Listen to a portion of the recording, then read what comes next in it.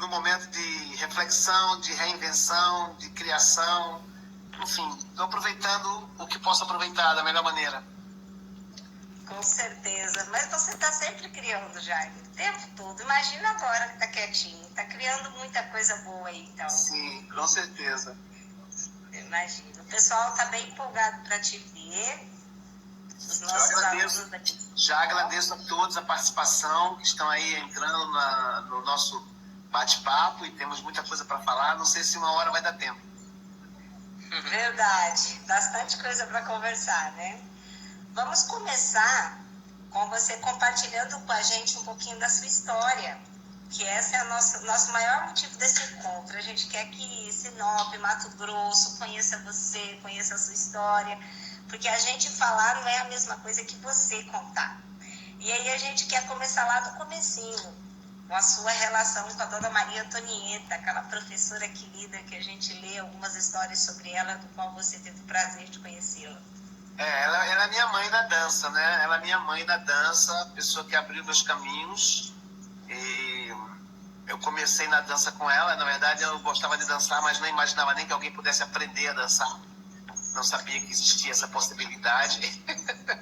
Nossa, e aí um dia me apresentaram a ela, e desde o dia que me apresentaram a ela até hoje... Na verdade, eu já dançava nos cabarés de Recife, né? E aí, dançar nos cabarés de Recife e dançar com a Antonieta são duas coisas completamente diferentes. Mas eu não sabia muita diferença. Então eu dei um aperto nela e ela falou assim: menino, aonde você aprendeu a pegar desse jeito? Eu não contei não, mas eu não contei no primeiro dia não, eu só contei depois. Quando ela já era minha amiga. Mas foi muito boa a nossa relação.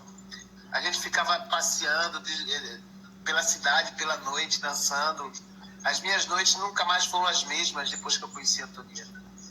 Eu dançava todo dia, toda noite. Eu fiquei viciado na dança, apaixonado.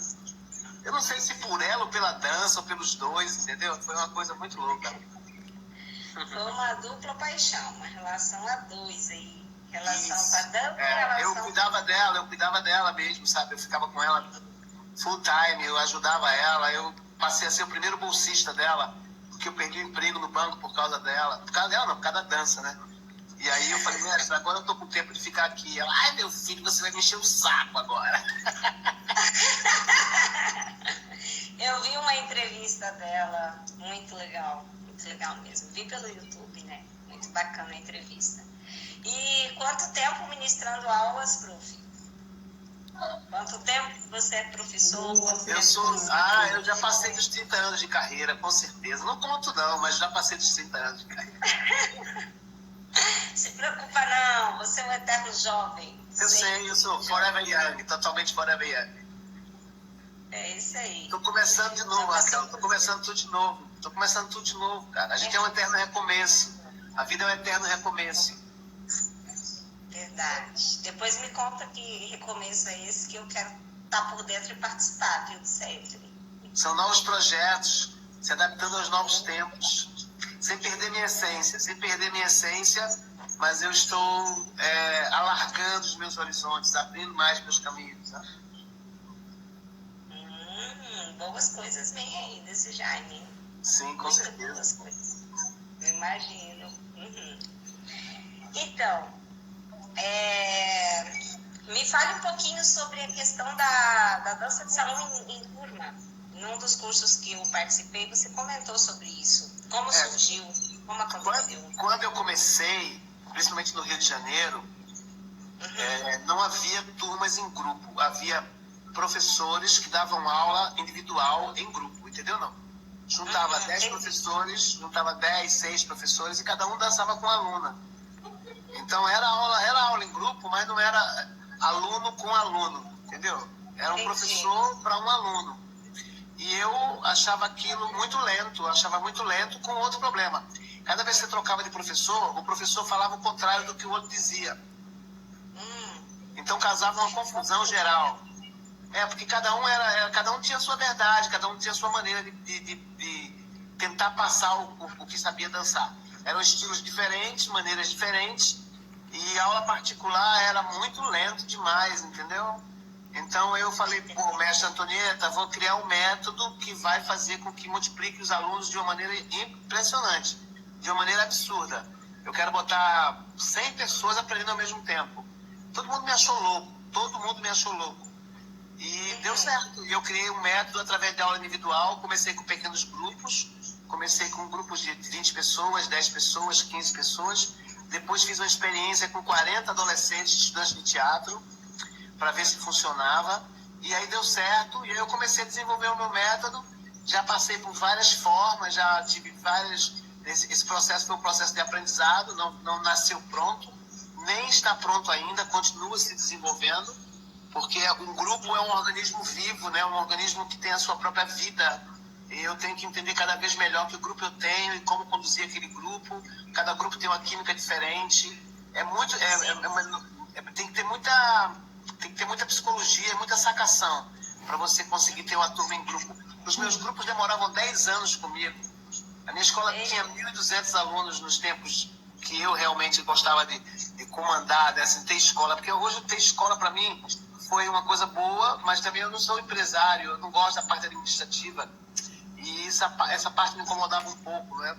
Então eu preferi voar, eu preferi ir para os Estados Unidos, eu preferi conhecer o mundo. Uma época da minha vida eu cansei de estar dentro da sala de aula, não como professor, mas cuidando do dono de escola, entendeu? Me incomodava mais ser o dono da escola.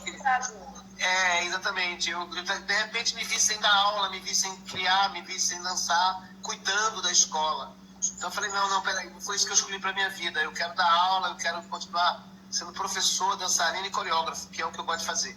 E aí fui para outro mundo, mas eu tive grupos de 10 anos comigo. Sabe o que é você ficar 10 anos com o mesmo grupo de alunos? É um tempo incrivelmente grande, entendeu? E feliz de quem ficou 10 anos contigo. Queria Aprendeu eu. muito. Já Aprendeu falei muito. que se eu pudesse, eu arrumava uma malinha, entrava dentro da sua e ficava atrás de você, né?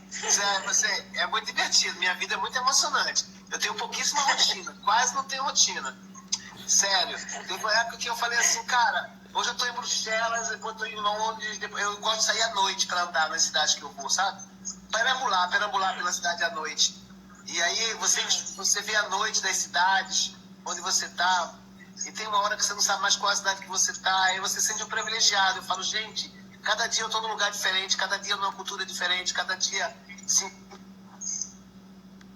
foi uma época muito interessante da minha vida. Nesses 3 últimos anos, eu acho que eu rodei o mundo, sabe? Foi bem legal. Agora eu tô morando em São Paulo, tô de novo com a escola, embora a escola, no meu caso, é só uma sala grande, mas é só uma sala, então eu dou conta de boa. Tenho o Marcelo e a Karina, que são os meus sócios. Ele tem uma escola, é uma escola em cima da outra, entendeu? Não, são 2 escolas juntas. E ele cuida pra mim das coisas que eu não gosto, e eu tô feliz na vida, graças a Deus. Encontrei o meio termo entre ser dono de escola e viajar, né? Nem muito uma coisa, nem muito outra. Os fins de semana eu viajo, e agora só tiro o mês de janeiro, dezembro, janeiro e fevereiro para fazer turnê mundial. Não. Apesar que eu vou agora para Nova York daqui a um tempo, em julho e tal, mas não tem mais aquela coisa de cada fim de semana eu estar num país diferente, entendeu? Parei com isso. Entendi. Vai ter que vir perambular aqui em Sinop, a minha aluna falou ali.